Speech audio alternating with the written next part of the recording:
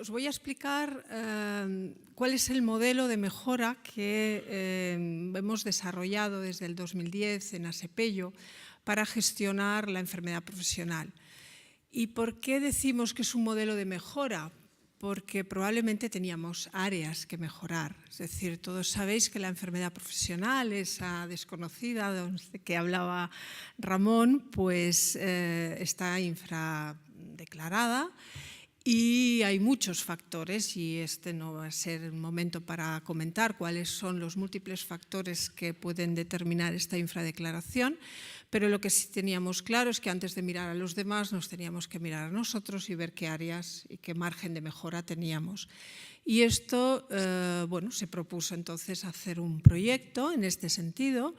y un proyecto que estaba, digamos, ubicado en un paraguas de un proyecto un poco más amplio de mejora de calidad asistencial dentro de Asepello. Y sin más os explico un poco, partiendo de la base de que lo que comentaba también Ramón, es decir, la enfermedad profesional, la gestión de la enfermedad profesional es un poquito más compleja que la gestión del accidente de trabajo, desde pensar que estoy hablando desde Mutua, en el sentido de que ya la definición de la enfermedad profesional está encuadrada pues, dentro de una definición que viene definida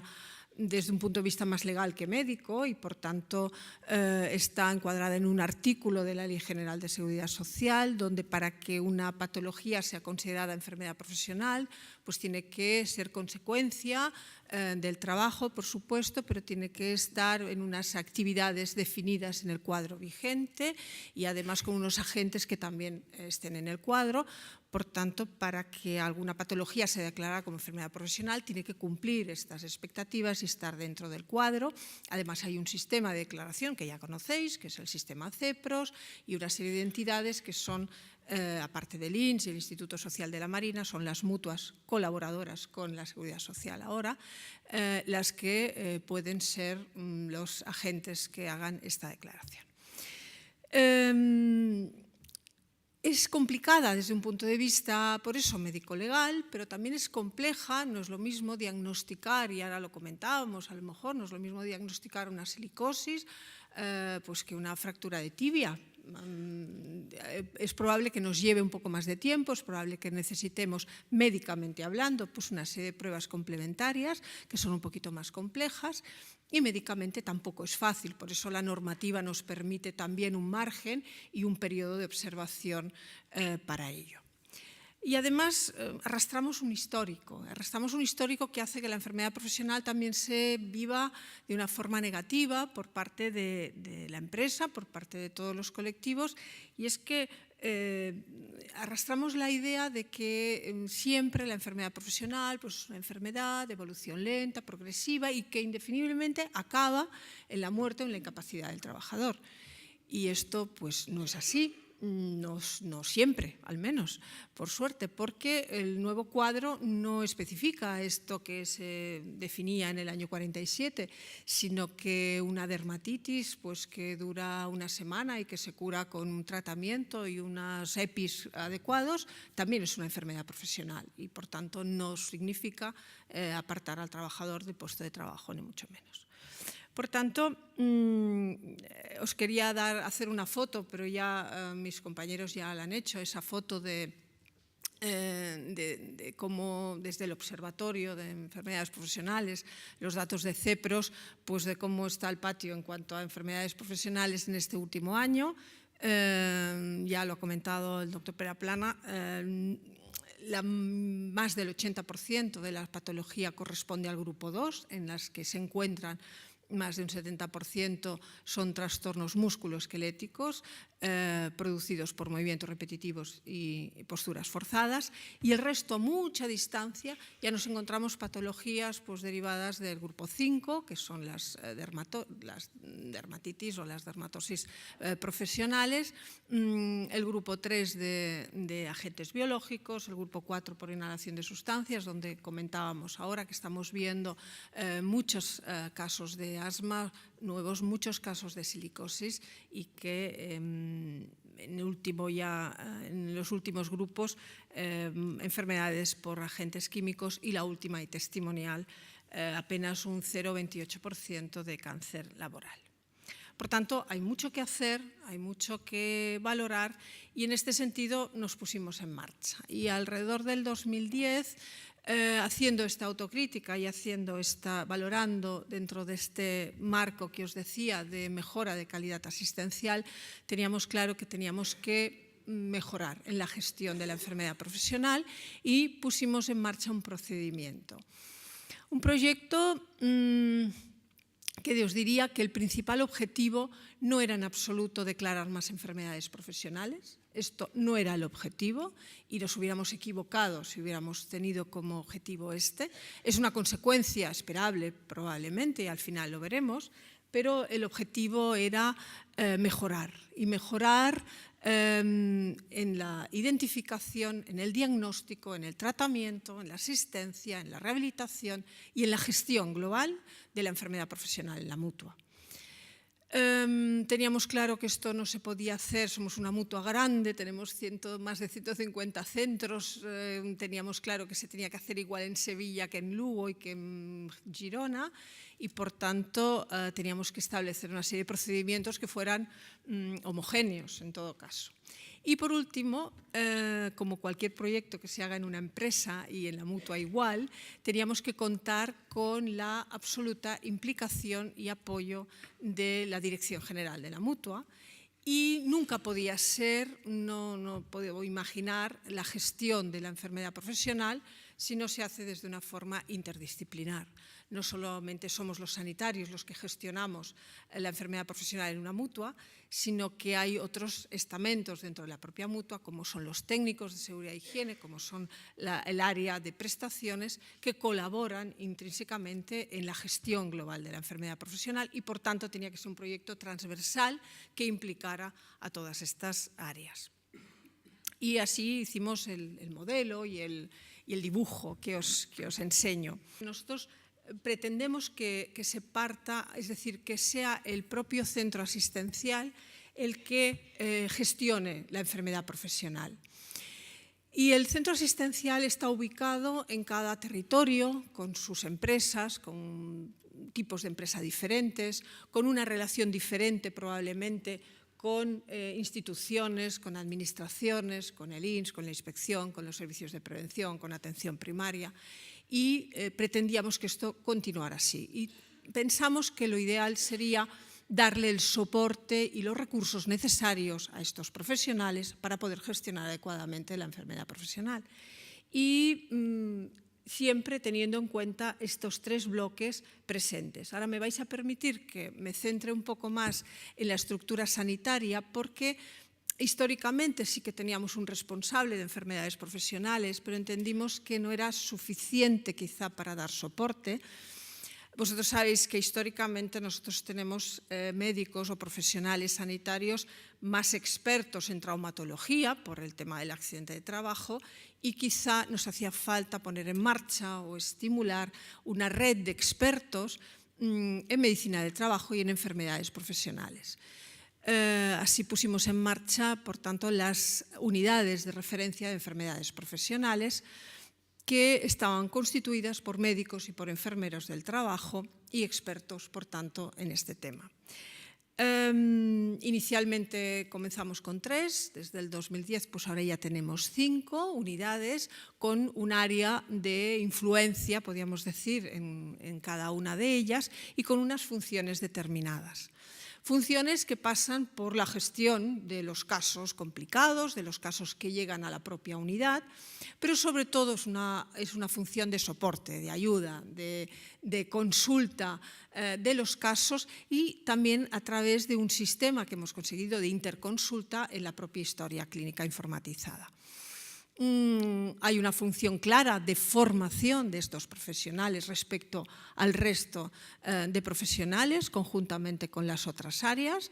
y una función de elaborar guías, de implementar guías y de explotar epidemiológicamente las enfermedades profesionales de cada área de influencia. Por tanto, una vez conocida este nuevo apartado, de este nuevo punto de recurso, de soporte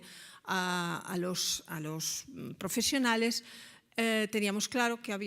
se debían de hacer determinadas actuaciones en formación. Decimos siempre, es que falta formación en los médicos de atención primaria sobre la enfermedad profesional. A nosotros también nos hacía falta y, por supuesto, había que empezar por aquí. Aspectos que afectaran también a la comunicación entre los profesionales, aspectos de investigación y aspectos de control, de seguimiento, de tener indicadores que nos digan si vamos bien o no. Respecto a la formación, pues los 2 primeros años hicimos una formación online generalizada, después una formación presencial sobre enfermedades profesionales y muy dirigida al ámbito sanitario, pero después ya hemos hecho 2 tipos de formaciones. Seguimos haciendo formación específica a sanitarios, que son cursos más monográficos, si queréis, a partir de las guías que vamos elaborando, pero sobre todo pensábamos que lo importante también era poner en marcha una formación, vuelvo a decir, transversal, que estuviera impartida tanto por el área sanitaria, por el área técnica y por el área de prestaciones y dirigida a todos aquellos profesionales de los centros asistenciales que pueden estar integrados en la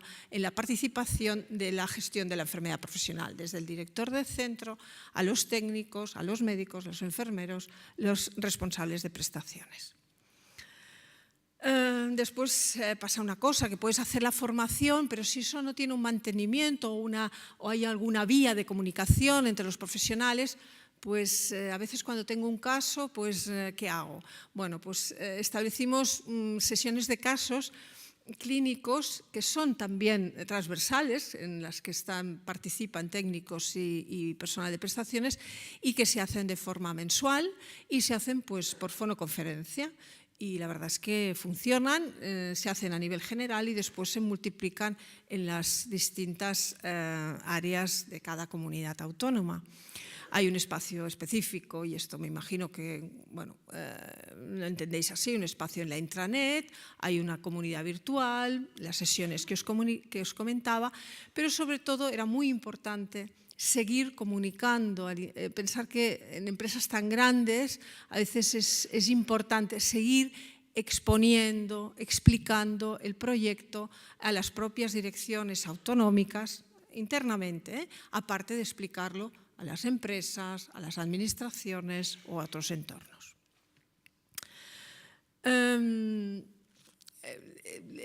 El disponer de estas áreas de conocimiento, el disponer de estas unidades de referencia, el disponer también de tanta casuística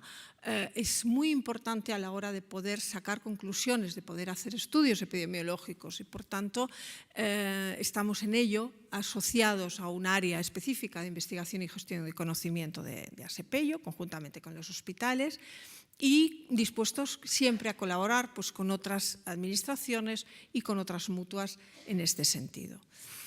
Y lo que os decía, lo que no, de alguna forma tenemos que saber por dónde vamos, tenemos que buscar indicadores que nos digan si lo estamos haciendo bien, si vamos por buen camino.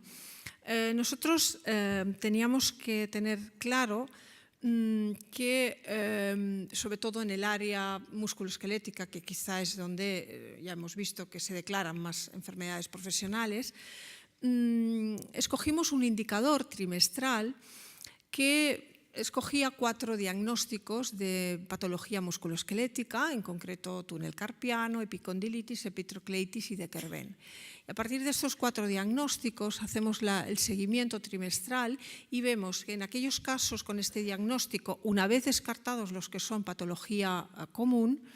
ver cuáles de estos procesos eran declarados como enfermedad profesional, entendiendo que son patologías que significativamente, si son consideradas como contingencia profesional, tenían que declararse como enfermedad profesional. Pusimos en marcha un sistema de alertas también ligado a los diagnósticos, es decir, nuestros médicos, nuestros profesionales sanitarios cuando ponen epicondilitis pues les sale una alerta conforme hay una guía y conforme esta patología, si está bien diagnosticada, puede llegar a ser una enfermedad profesional y a medida que se iban implementando las guías, se iban poniendo los algoritmos y las actuaciones ligadas a la historia clínica. Os enseño este indicador, la evolución de este indicador desde el 2011, en el que quiero que os situéis, es decir, lo único que estábamos intentando hacer es ordenar las cosas y hacer las cosas bien. Por tanto, en estos 4 diagnósticos, una vez descartados los que son considerados contingencia común,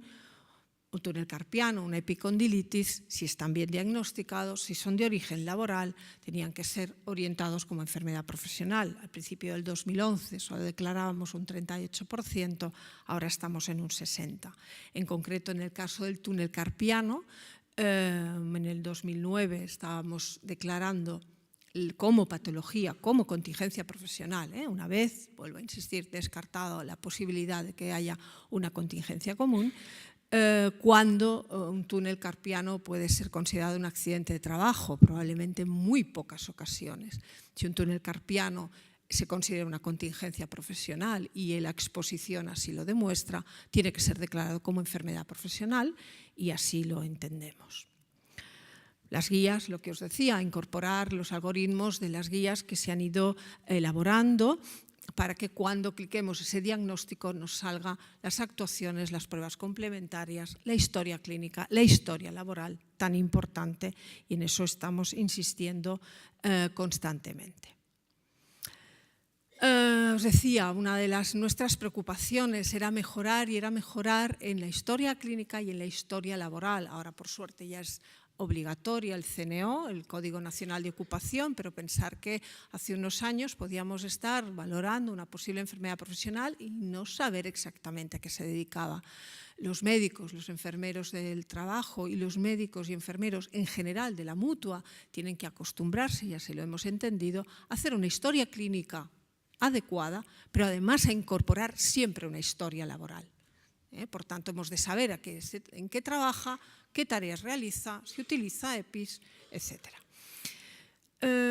Se han elaborado también una serie de manuales, lo que os decía, interdisciplinarios, porque hay momentos en que vamos a necesitar de la colaboración de las otras áreas implicadas en la gestión, y manuales de cómo solicitar un estudio de puesto de trabajo, de cómo se ha de elaborar, y criterios de interpretación, por ejemplo, del grupo 2, que es el grupo más complejo a la hora de poder definir si estamos ante o no una enfermedad profesional. Y en este sentido saber si seguimos los criterios del cuadro, si seguimos los criterios de la guía del INS y si seguimos otros criterios como, por ejemplo, el Instituto Sueco de Salud Laboral, que son los criterios SALSA, que también nos ayudan en determinados momentos porque determinan temporalidades. Por tanto, lo único que hemos hecho es ordenar un poco las cosas, dar recursos, formación, facilitar la comunicación entre los profesionales, de forma que cuando nos llega, ya sea en un 6%, ya sea a través de los servicios de prevención, a través del sistema público de salud o a través del INS, o de la propia empresa, nos llega una sospecha de enfermedad profesional y entendemos que existe esta sospecha, tenemos un periodo de observación en el que podemos estudiarla. Y nosotros desde la mutua tenemos que hacer 2 cosas y hemos de hacerlas bien y tenemos que tener los recursos para hacerlas. Una es un diagnóstico correcto. Y en esto insistimos, es decir, una contusión de codo no es una epicondilitis, es otra cosa, es una contusión de codo. Una epicondilitis conlleva una clínica, una exploración, unas pruebas complementarias que probablemente confirmen ese diagnóstico. Y eso pasa por la historia clínica, la historia laboral. Y una vez tenemos claro el diagnóstico y es adecuado y es correcto, tenemos que establecer el posible nexo causal con la exposición laboral. Y a veces es suficiente con la historia laboral, es suficiente con la evaluación de riesgos. En muchas ocasiones, las evaluaciones de riesgos no siempre son perfectas, pero en muchas ocasiones sí lo son y son específicas y se trabaja bien en este sentido. A veces tenemos una descripción de las tareas que ya nos es suficiente, pero en ocasiones no. Y en esos casos tenemos un procedimiento para solicitar la participación de nuestros técnicos en la elaboración y en la realización de estudios de puesto de trabajo. Mediante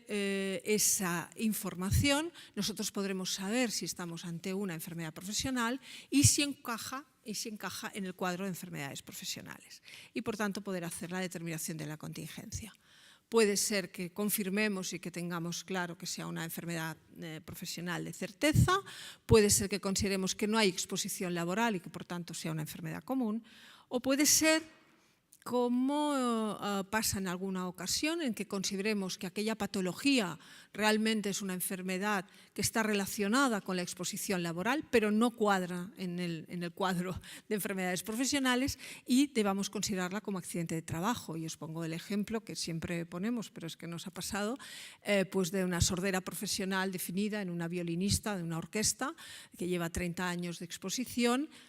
una enfermedad profesional para nosotros clarísima, pero que, sin embargo, a la hora de tipificarla en el cuadro de enfermedades profesionales no puedes ubicarla y hay que declararla como accidente de trabajo. Ya acabo. Os decía al principio, nuestro objetivo no era declarar más enfermedades profesionales, nuestro objetivo siempre ha sido, e intentamos que sea mejorar, pero es una consecuencia que hemos de también observar y si es así ver qué pasa, ¿no? Realmente la evolución de las declaraciones de enfermedades profesionales de ASEPELLO, que las veis en azul, oscilan más o menos en el mismo sentido que oscilan las declaraciones, estos son datos de CEPROS, de todo el sistema, que lo tenéis en amarillo. En el último año ha habido un incremento en el sistema en la declaración de enfermedades profesionales respecto al anterior de un 2,89%. Nosotros hemos incrementado un 3%. Y cuando hemos ido analizando la variación interanual, bueno, seguimos esta misma tendencia del sistema, pero os quería señalar al principio, antes de iniciar nuestro proyecto, la verdad es que estábamos bastante peor. Nosotros en el 2010 pues, empeoramos casi un 6%, cuando el sistema había mejorado un 0,46%, y los otros años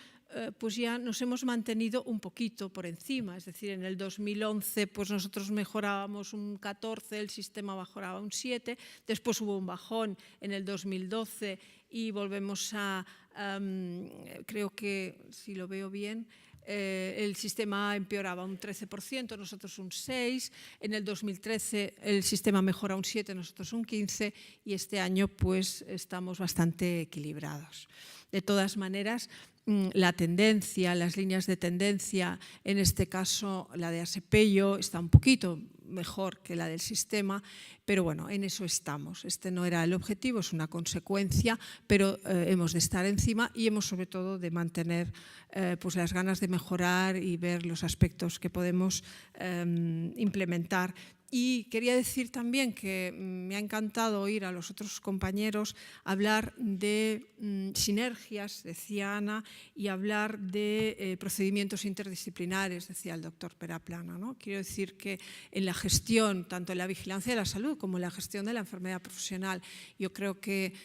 los sanitarios en este sentido no hemos de trabajar solos, sino que hemos de trabajar pues, de una forma transversal con los otros compañeros que se encargan de la prevención o en este caso de la seguridad e higiene o del área de prestaciones.